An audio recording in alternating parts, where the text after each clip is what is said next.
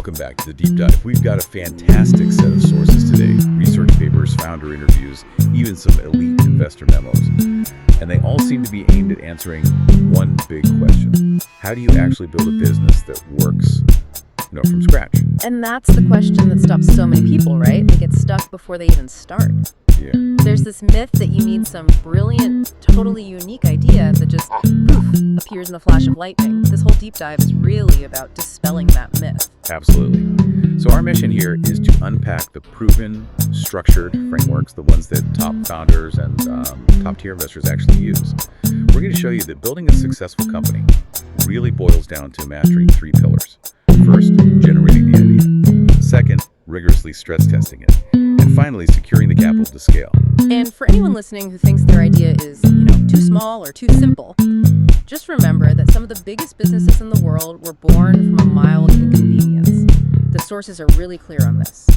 Great ideas usually come from a process. It's observation, it's collaboration, it's structured brainstorming. It's not about a solo genius. Okay, so let's unpack that. Let's start with what we're calling the mechanics toolkit. These are proven strategies for generating ideas. We're not waiting for inspiration. We are, in a sense, manufacturing opportunities. Exactly. Waiting for inspiration is a luxury, and it's one that very few successful founders ever indulged in. So we start by looking inward. And this first strategy is deeply personal, but it's also profoundly scalable. Solve your own problem.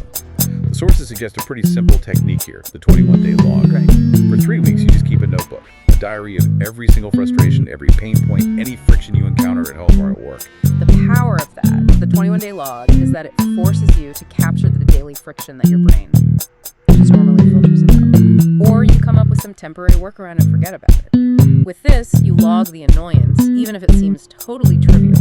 But 3 weeks of writing down every tiny annoyance, that sounds a little exhausting, maybe almost neurotic. How does that translate into a huge business? Well, because it creates a raw database of genuine, unmet needs. The classic example is DoorDash. The founders didn't start with some grand vision for a global logistics empire. They noticed a simple problem. They wanted Thai food, but the local suburban restaurants didn't deliver. That's it. So the log would have just captured that one friction point, and that personal annoyance becomes a commercial problem just waiting for a solution. Exactly, an app to facilitate that very specific delivery need. Okay, so moving from necessity to something bigger.